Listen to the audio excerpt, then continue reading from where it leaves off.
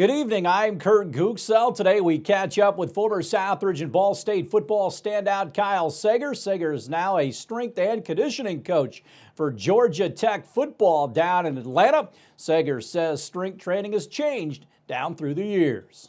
As soon as it was starting out, there was a lot of machine-based stuff, and there wasn't a whole lot of technology, and people just kind of did what they thought was right without necessarily fact backing that up.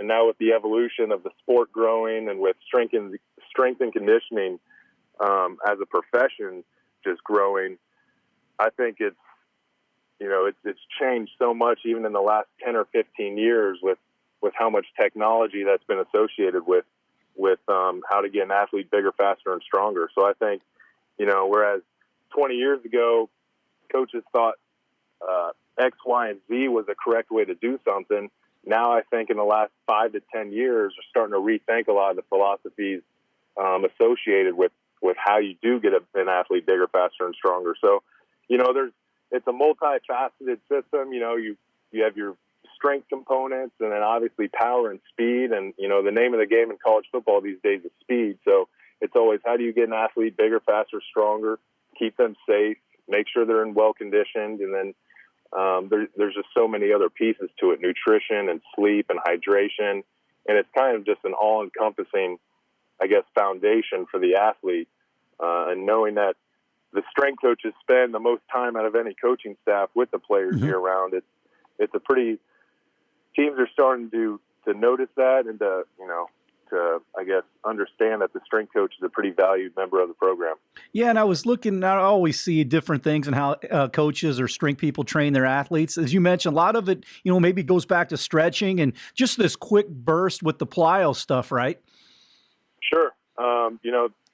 Very, very little of football is played in a small space, right? So an athlete on a football field it's multi-directional sprinting, it's their ability to produce power, it's their top-end speed. A lot of the things that you see an athlete do on a football field doesn't involve them lying on a back and, see how much they can bench press for one rep. So I think that's kind of where it's evolved in the last 5 to 10 years, going from more of a, how much weight can we push for one rep, going more towards all right, let's see how athletic we can get these guys. We want to make sure that they can change direction and, run fast. And then obviously, to me, the most important is can they do it in a safe manner? Because if they're not on the field right, all that stuff doesn't really matter. So it's keeping the athletes safe. It's making sure they have proper technique. All those things. But again, how fast can we make this athlete, and how fast can he get from point A to point B?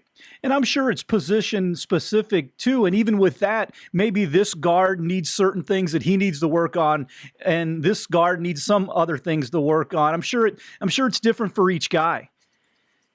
Sure.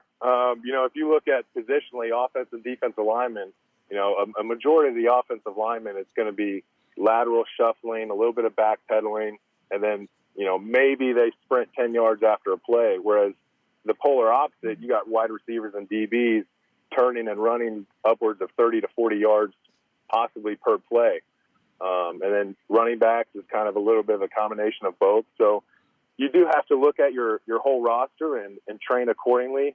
I would say 85 to 90% of your program is going to be the same positionally. It's that little 10 to 15% where you're going to differ per position based on, the needs of the position. So, for example, quarterbacks, we do a little bit more upper body stretching and mobility work and some upper body strengthening to keep them safe. And then, positionally, it's just their conditioning demands and needs for the sport are a little bit different across the board. Elsewhere, William Byron won his second consecutive NASCAR virtual race by holding off Timmy Hill in a drama-free event at virtual Richmond Raceway. Commissioner Adam Silver said the NBA remains committed to resuming the season, but there is still no timetable for a possible return or even a deadline for canceling the 2019-20 suspended season.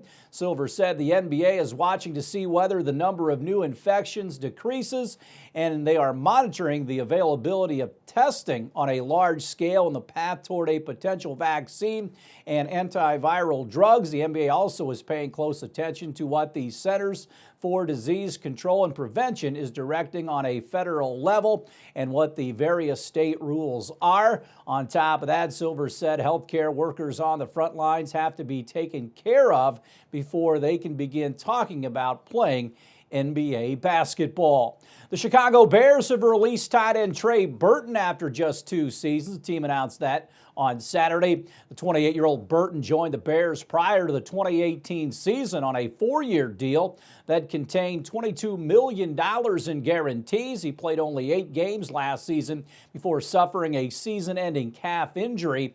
He had hip surgery to address a labrum issue in December.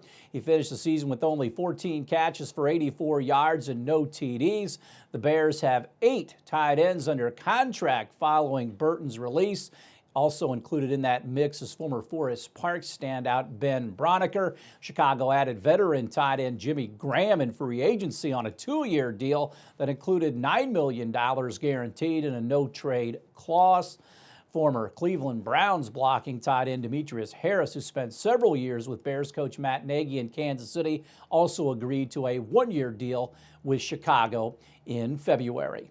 Stay tuned. We'll have more WJTS 18 news right after this.